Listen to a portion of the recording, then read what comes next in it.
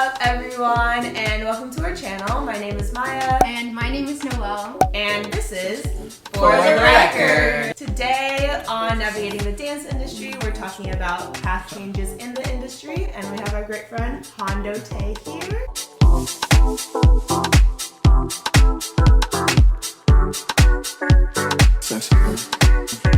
And if you just want to introduce yourself for everyone. Yeah, my name's Hondo Tey. I'm from San Antonio, Texas. What?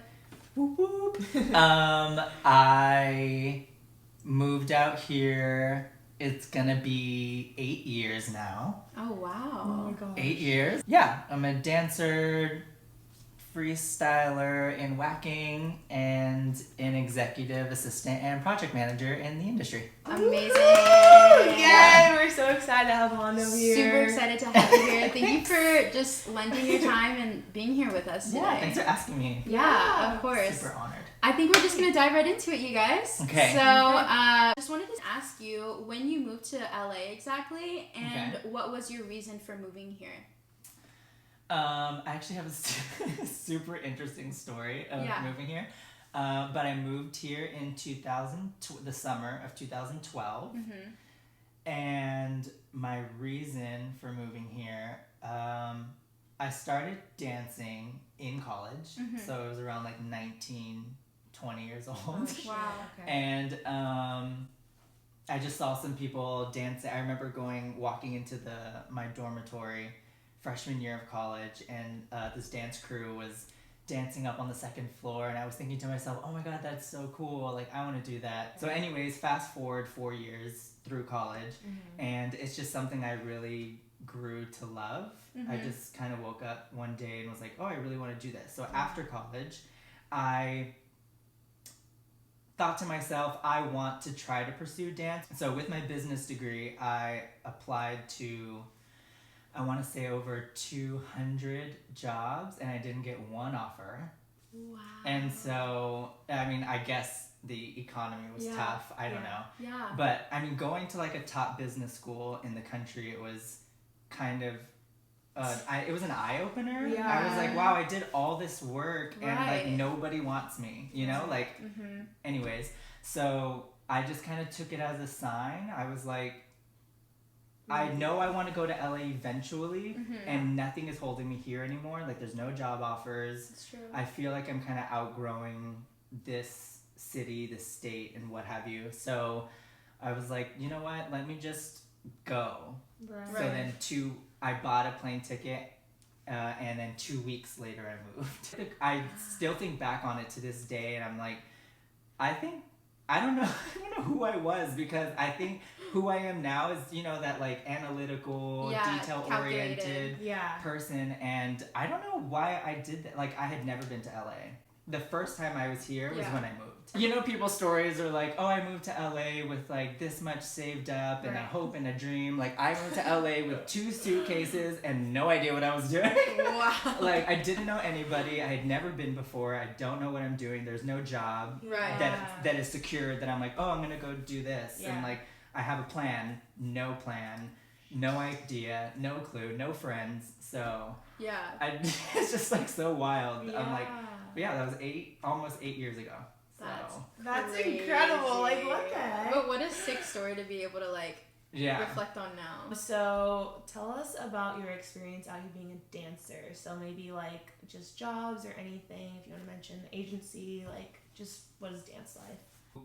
Really wanted to train in dance. I remember, because I lived right next to Debbie's, I bought those like 30 class cards. Yeah. And so I was taking so much class that I would finish a 30 class card in like 2.5 weeks. Like, that's a lot. I would like, Oh I was my really God. trying to like do it. Yeah. I really wanted to like be better. I mean, when I do anything in life, it's 110%. So I was just taking a bunch of class, and then I actually went into the community route a bit. I was a part of GRV. Oh my knows god! GRV. Yeah. Wow, you're taking it back. Yeah, all the way back. And so I was on GRV for like 6 months, and then actually ended up getting signed. A friend referred me to an agency, and then was kind of just trying to, once again, no idea what's going on, no Right. clue. I mean, by this time, you know, I had a few friends, thankfully, but Yeah. yeah, so got an agent, tried to, you know, do the auditions and everything. Couple years later, actually got dropped, and then had like a weird gap moment where I was just trying to figure things out, and then got another agent. Yeah, and I've done like an award show. I've done a national commercial. What was that commercial? Because I feel like a lot of us might have seen it. It was AT&T. Yeah. It was pretty sick. Yeah, it was pretty cool. Just because it wasn't only national, but I think it was like in 35 countries or something. So it was really cool. Yeah, and then now, even recently going into kind of like the underground scene, then now training a lot in like whacking and things like that. So yeah, my journey has kind of like been with an agent, dropped, you know, done a few jobs. Now I'm kind of like the underground, working on like a more like a foundational freestyle style. So Kind of dipped so into cool. everything a little bit. yeah, it's kind of like all over the place. Yeah. I feel like even now, telling my story of like how I got here, I feel like there's still that sense of I'm still figuring things out. Right. You know, it's just, you just take it like a day at a time. Right. Of course. And just go with the flow. But yeah, that's kind of like a little bit about my journey. Cool. Yeah. All right, so I guess when did you realize that you wanted to take a different direction within the dance industry? I guess if there was like a pivotal moment, or like did it just kind of happen? It definitely just kind of happened. I feel like with thinking back even now, like on this interview, I think a lot of stuff in my life has just happened. Like dance just kind of happened. It wasn't not planned. I was in business school, trying to get like 3 different majors at one point. And I just kind of woke up one day and I was like, oh, I love dance. So that was unexpected. I think when it first started, it wasn't necessarily my mindset of, oh, I want to go a different route. I think it was mainly just me being open to opportunities. And I knew that I always wanted to use my business degree in some sense, whether it be for myself. You know, they always say like dancers, you know, you're your own job, you're your own brand, you have to like market yourself, and I have a marketing degree, so I always wanted to figure out how to utilize my business degree in the best way possible, whether it be for me or for a company or whatnot. I just naturally like started being a personal assistant, and I would help, you know, where I could, with like little jobs that I was on. Maybe I like made a connection, and I was like, oh, if you ever need help, you know, I'm here, whatever. Offering maybe yourself. I just really wanted to learn, like looking back, maybe I just wanted to learn, or maybe I just wanted to grow and do something, be a part of an industry that I'm passionate about. If I couldn't be on camera, I still wanted to be a part. I still wanted to be in the same room. And it doesn't really matter like how you get into the room. I wanted to be in the room. So started doing that, got a little bit of experience, and then I think where it started to shift was I applied and interviewed to be Rhapsody's assistant. Okay. And so I was Rhapsody's assistant for like almost a year, I think. Maybe it was like 8 months. Okay. So I was her administrative assistant, and that one I had to go through like rounds of interviews, and I filled out an application like it was, you know, legit. So shout out to Raps. Shout out to James. So yeah, I was kind of helping her with stuff, so that was really cool.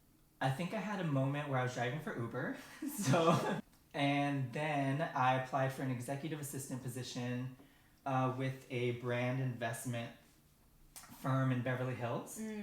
So that's where I got a lot of training to be an executive assistant, like an office manager and things like that. And then my friend Kyle approached me. He texted me, and it's actually kind of funny because he texted me and I was at work, and he was like, hey, I think I have this opportunity for you. And I've known Kyle for a while. By this time, we've been friends for like 4 years or something. And I was like, oh my God, Kyle wants me to like dance in his next video. He has an opportunity for me. I was like, okay, cool. Like, let's meet up. And then we meet up, and he's like, I want you to be my assistant. And I was like, okay. I was just going. I was like, all right, great. But I think he had heard that, you know, I've been an assistant, or he actually hired me to be like a production coordinator for his Love in the Dark video, if you've seen it on YouTube. Yes. So I was like the production coordinator for that. Or production assistant. And there was another, his Making Moves series on Yes. YouTube. I was a production assistant for like a couple episodes. That was my favorite. Literally So he's- obsessed. So fun. So he had brought me in for little one-offs, Yeah. Right. and then he hit me up and was like, hey, I think I have this opportunity. We met, and he wanted me to be his EA. So I was like, okay, let's give it a shot. But yeah, I think to answer your question, it just wasn't something that I decided like I want to take a path change. It was just something that is still happening. Yeah. And I'm just riding the wave, Right. figuring it out. Oh my Yeah. gosh. Yeah, but it's been great. Good. Yeah, that's good. So the next question, you kind of brought some of the stuff up, but what experiences or education that you've had has prepared you for the role of executive assistant? Definitely my work experience. Yeah. With my previous jobs that I've done, like either being a production assistant or being an administrative assistant, being a personal assistant, and then being an executive assistant for that brand investment firm. Definitely my degree. Right. Yeah. I mean, I feel like college was super beneficial in the way that I work, in the way that I think about things, and just my resourcefulness in like trying to complete tasks. Yeah. That I think that's 50% of it, and honestly, being an EA, especially because my previous EA position was for a brand investment firm, it was very structured. It was kind of more corporate, Yeah. and if I'm being honest, I think the other 50% of my experience is just like there's no experience. There's nothing really to prepare you for what I do. Right. I mean, sometimes you just are thrown in the fire. Yeah. There's so many instances where I'm like thinking to myself, I've never done this before. I don't know what they're asking me to do. Or I've looked up so many Google videos, so many like things like what does this word mean? Like sometimes he will throw technical terms at you when you're on set or production, and I'm like, I don't know. You're in the corner like. Yeah, I'm just like, so Yeah. I think that 50% is definitely, or let's just say 75, about like my previous work experience, my educational background. Definitely prepared me for being an EA. Yeah. But I feel like there's only so much that can do, and you really can't get the experience you need until you're in it. Yeah, until you're actually doing it. Yeah. Oh my gosh. So it's also that mentality of being ready to feel unprepared. Okay. You're never going to be ready. Yeah. And you just have to do it. Now that you mentioned that, it's kind of like your life experiences, like looking at it like in a broad perspective, is kind of the same when it, you know what I'm saying? Like yeah, totally just there. Like yeah, like just jumping in and like going for it. It's like even that in itself, I feel like yeah, is I similar didn't think about it like in that. a way. No, seriously. Yeah. You're like moving. Maybe I'm just like super crazy. I'm just like jumping into things, and I'm like, I'm gonna figure it out. Right. Oh my I mean, but not a lot of people have the guts to do that. No, it's like a lot of bravery. Like, I mean, it's been a journey. I guess I just want to know a little bit about maybe what a typical day or week looks like for a choreographer's executive assistant. If you could explain that to us. As an EA, one of the biggest jobs I have is managing his calendar. Gotcha. Okay. So I manage the calendar, scheduling like meetings and phone calls, rehearsals, and making sure that everything fits, all the personal stuff, everything's good to go. Yeah. Managing like travel and hotel, ground transportation for jobs and things like that, and then all the administrative work. Gotcha. So that's like what an EA would do. And then as a project manager, I kind of dive a little deeper, and on a specific project, booking the dancers, scheduling the rehearsals. I'm the liaison between like production and Kyle, where so you're it's that like, middleman. they're saying like, hey, this is where we're shooting. We have to do hair and makeup. Sometimes wardrobe has to come to rehearsal, so then I make sure that wardrobe is scheduled at the proper times of rehearsals and whatnot. Yeah. Making sure that the dancers are like getting paperwork done and whatnot, and then transferring it back over to production. Being like that middleman between Kyle and dancers, production, anybody that kind of wants to get to him. Okay. Right. Sometimes Kyle likes to be a part of the editing process, so even when they say wrap, there's still work to be done. Right. Like the dancers are done, we're not done. Right. Yeah. So that's the job at hand, but then you also have to look at the job that's coming up, and you can't let anything sneak up on you. Because when this job is over and then the next job comes in, then are those dancers booked? Are those rehearsals booked? Yeah. It has to be all is that set. fit into the calendar? Everything has to be ready to go. I think it's just a lot of being able to split yourself. You have to give enough attention and focus to everything. Yeah. You have to give 100% of yourself in everything that you do, because 50%, 90% is just not going to cut it. This is also like new to me too. Right. So yeah, it's just about like, you're gonna mess up. And thankfully Kyle's super chill, he's super understanding, so I'm very blessed to like be able to work for him. Hondo, going off of like all the things that you have going on, how are you balancing like your career in dance and then your career as project manager and executive assistant? Like, what does that look like? And in my life as well. Yeah. Exactly. I definitely still a struggle, it's still a challenge to find a balance. I think if I've learned anything throughout the years is there's never really going to be a perfect balance. Yeah. I think that we just do the best we can to like make time for everything. But yeah, between like my career and then, you know, still trying to make time for dance, and then having my own life if I want to like film projects or if I want to take dance class, eat sometimes. Definitely try to make time for everything. But yeah, I mean, I'm just taking it like a day at a time. I mean, there's no right answer on like how to balance your life. Right. You just kind of like have to take it a day at a time and realize that there's not going to be a perfect balance. Yeah. I feel like there's always going to be that sense of imbalance. Okay. Right. One thing is always going to outweigh the other, but as long as you're dedicating enough of yourself to each thing, then I think that you'll be successful in things. You know, like always tipping the scale both ways, but it's never going to be balanced. Okay. And then also, like, do you think that your position with Kyle has opened new doors specifically in dance? Or as a dancer, no. okay. I think that I'm not really like one of his dancers. Right. But I think being his assistant has really opened up my eyes to how the industry works from behind the scenes, on like what a lot of people may not be able to see. Yeah. And Your first-hand experience. yeah, and like it directs me at what? It indirectly affects me in ways that maybe people may not think. How a career can affect you as a dancer. So I get to see behind the table and like what works at an audition.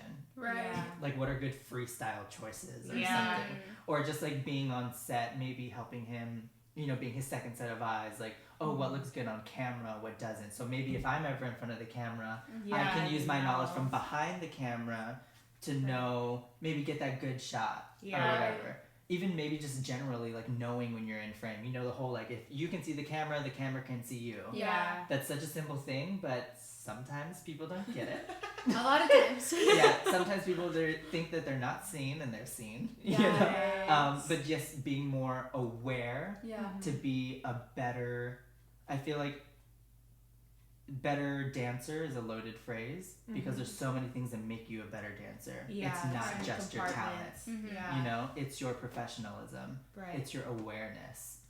And so I think that dealing with production and dancers and things like that, like even knowing how somebody showing up late can throw everything off. Yeah. So then being a dancer who tried to be more aware of being on time. Right. Because I know how it feels when people aren't on time and how it affects my job of what I do, and then it throws everything off.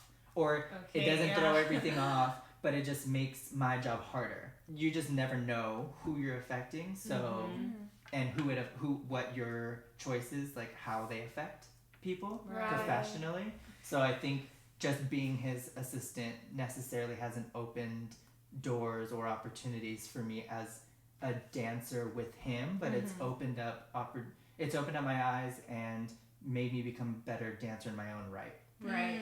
So what advice do you have for dancers out there that may not be so open to opportunities that are outside of their bubble? I think too many people focus on if it has nothing to do with dance, and it's a waste of time.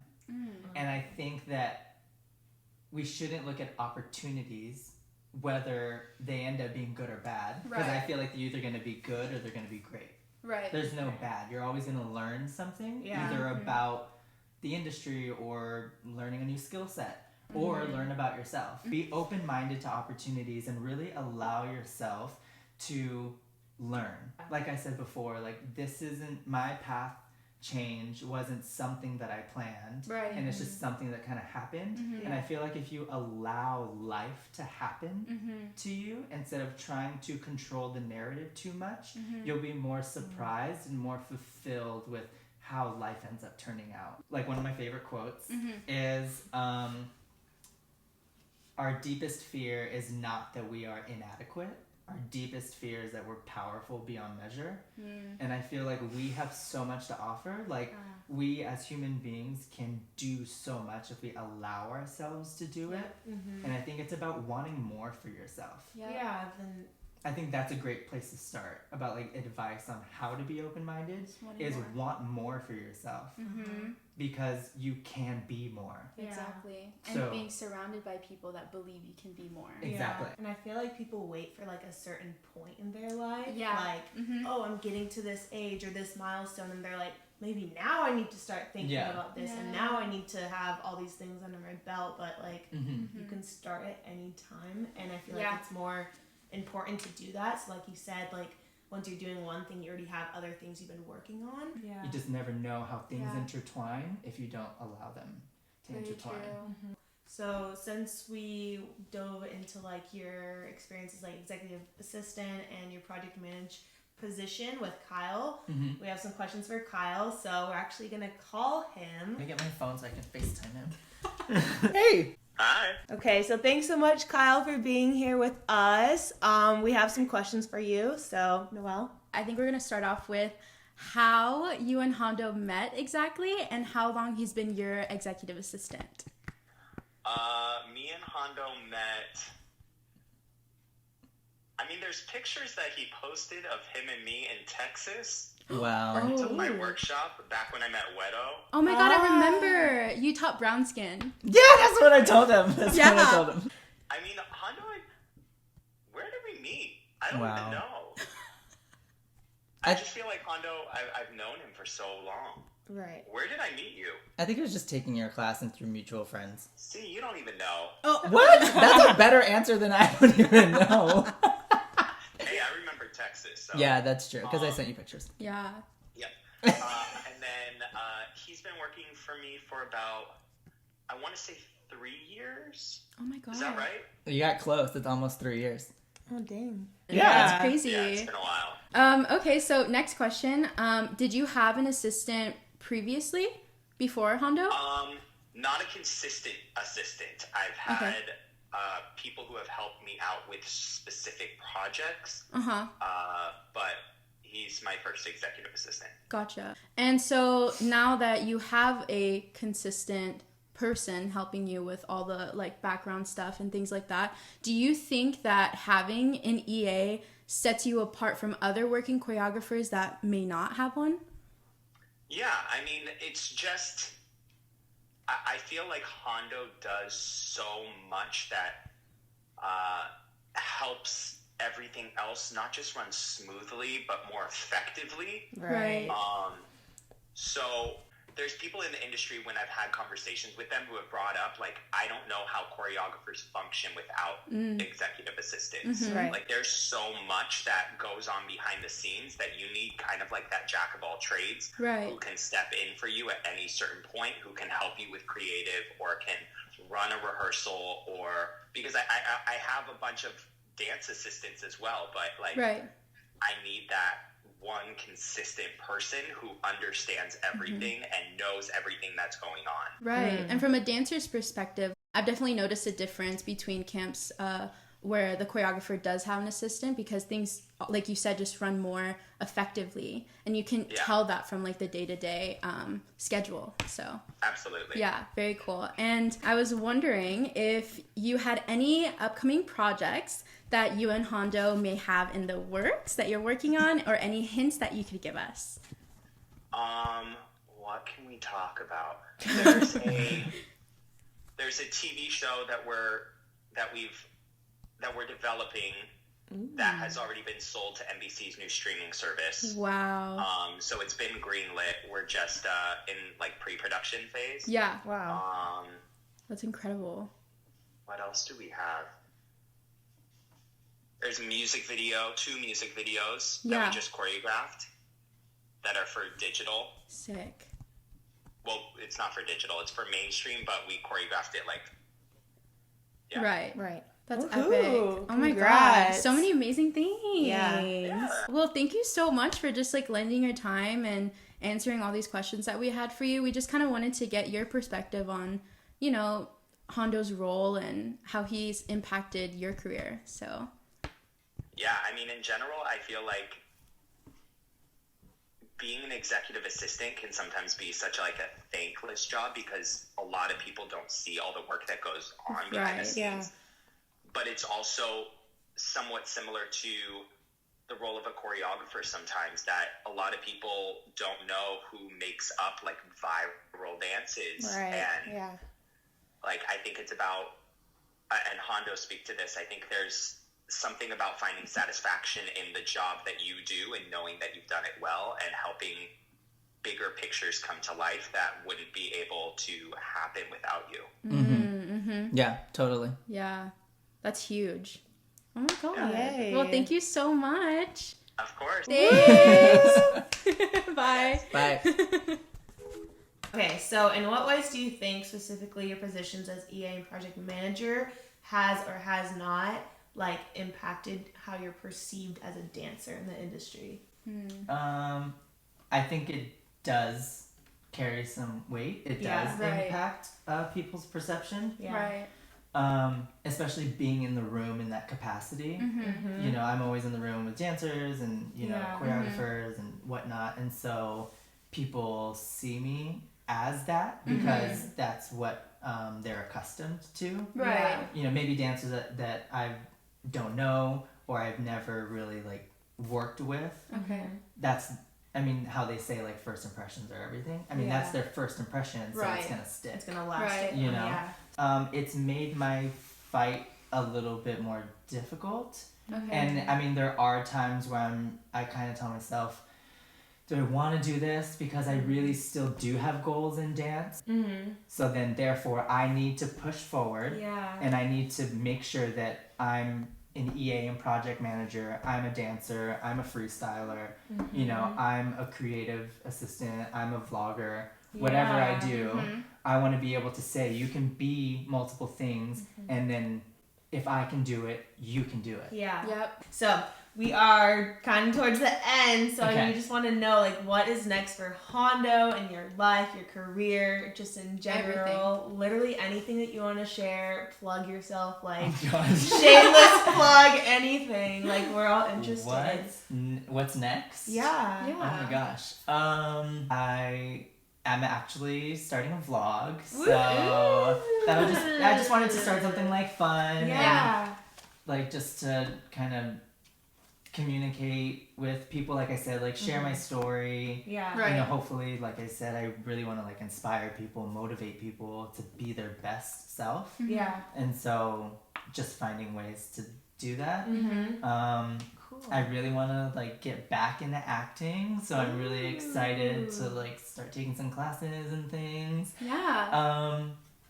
I really like want to focus on whacking. I feel like it's slowly growing here. So I really want to maybe be one of the frontliners for pushing that style more mainstream. I feel like a lot of people use it. A lot of people like whacking, Misuse but it. yeah. And so I really just want to educate people and you know, really like spread the culture and the style of it, because I think it's like a beautiful art form if people really take the time to appreciate it. I think just in general, just continuing to make a path for myself and then everybody behind me, that be anybody who's wants to do multiple things, anybody who started dance late. I mean, I started around like 19 or 20 and really like I really want to just forge ahead for like the minorities, being Latino. If you've ever been told like you're too short or you're a minority, or for like LGBT people, for you know, people who thought it was too late to do anything, like it's never too late to start, kind of thing. And so just for like all of those checking all those boxes of people and just really trying to like create an environment, I think, for people to be able to feel comfortable and succeed in. Yep. Yeah. That's huge. Yay! So happy that we like got to talk to you. Yeah, thanks so much for having me. I'm super honored. All right, so I think we've reached an ending to our episode 2. And just so everyone here can follow you and just keep up with your story and your life, do you mind giving us your Instagram handle? No. It's at Hondo Tey, my first and last name, like the car with an O. Thank you guys so much for tuning in to our second episode of Navigating the Dance Industry. This has been For the Record. Peace. See you next time. I think this is it for this episode. Yeah, that's.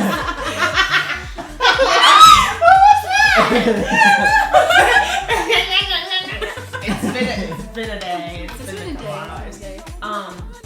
You want to take over that last part? Time to go. Okay, so thanks so much for tuning in.